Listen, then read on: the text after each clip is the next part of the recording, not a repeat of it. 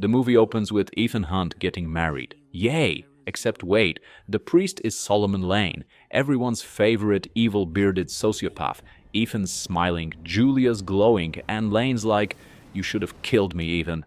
Then the whole place blows up, Ethan's face melts off, and Julia's gone.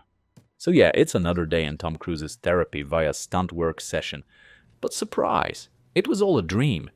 Ethan wakes up sweaty in a Belfast safe house where a guy hands him his new mission: stop a terrorist group called the Apostles, which, by the way, is the leftover syndicate from the last movie, now rebranded like a startup that sells homemade kombucha.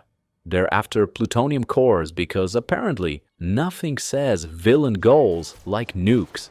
Cut to Berlin, where Ethan, Benji, and Luther try to stop the trade. Everything's fine until Luther gets kidnapped, because of course he does. Ethan's given a choice: save Luther or save the world.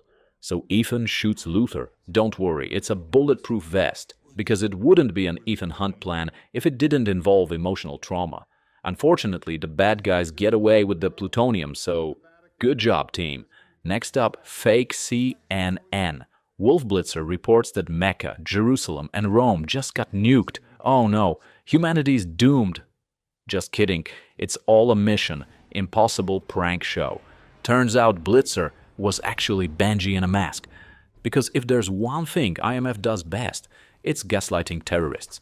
Ethan then meets his boss Alan Hunley, R.I.P., love you Baldwin, who tells him the bad guys plan to sell the plutonium to a mysterious guy named John Lark. But because Ethan's last mission went full clown fiesta, the CIA sends in August Walker, a man whose mustache is so powerful it got Justice League delayed.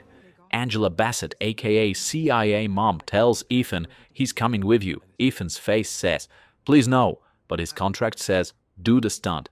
Cut to the HALO jump, aka Tom Cruise's latest attempt to cheat death on camera. He and Walker jump out of a plane mid-thunderstorm because why not? Walker immediately gets struck by lightning, proving that even God's tired of his smug face. Ethan has to resuscitate him mid-air, and somehow they land perfectly on the Grand Palais roof. Their plan: knock out John Lark, steal his face, literally, and meet an arms dealer called the White Widow. But then, surprise, the dude they think is Lark turns out to be a kung fu champion who breaks laptops and mirrors for breakfast.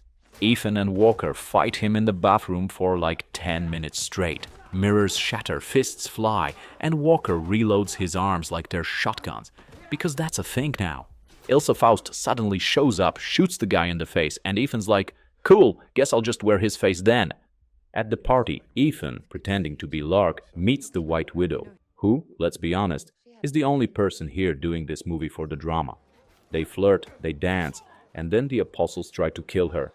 Ethan, Ilsa, and Widow all go full John Wick for 2 minutes, and the Widow's like, "Okay, you pass. Let's do business." Ethan's next job: break Solomon Lane out of custody. Yes, the same guy from the dream, the guy he literally captured last movie. IMF logic. He doesn't want to hurt cops, but he also doesn't want the world to explode, so compromise time. They hijack a police convoy, crash it into the river, and Ethan rides through Paris on a motorcycle like he's late for a Scientology meeting. Walker tries to keep up, but Ethan's too busy pulling off 15 traffic violations per second. There's a random scene where Ethan saves a French cop from getting murdered because he's a good guy like that, and the rest of his team just kind of shrugs like, that's Ethan. Meanwhile, Walker tells CIA Mom that Ethan is secretly John Lark, which, spoiler, is exactly what someone who is John Lark would say. And yup, Walker is Lark. I know, shocking. The man who literally reloaded his arms was the villain the whole time. He teams up with Lane, kills a bunch of CIA guys, and stabs Hunley. How dare you, mustache man? But before dying, Hunley injects Walker with a tracker because revenge is best served GPS enabled.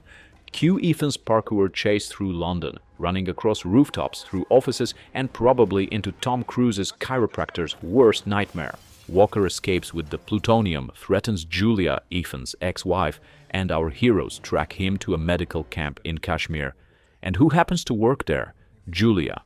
Because Ethan's trauma bingo card wasn't full yet, Lane and Walker plan to detonate 2 nukes to poison the water supply across Asia because nothing says peace like mass extinction.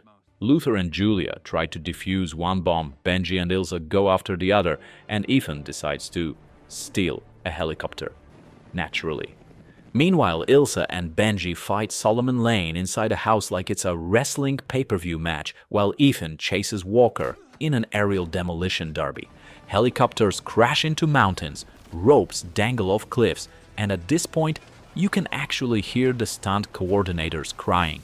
Ethan and Walker brawl on a cliff until Walker gets crushed by a helicopter hook to the face, because poetic justice is best served with a side of gravity. Of course, the countdown hits 1 second before they cut the wire, because it's a Mission Impossible movie, and if a bomb ever stopped at 2 seconds, the editors would spontaneously combust. Ethan wakes up, Julia smiles, and they share one last bittersweet moment of, well, that was traumatizing. See you in the sequel. Lane gets handed off to MI6 in a trunk, Angela Bassett gets to smirk at the CIA's paperwork bill, and the gang regroups for another round of Who's Ready for Mission Impossible 7.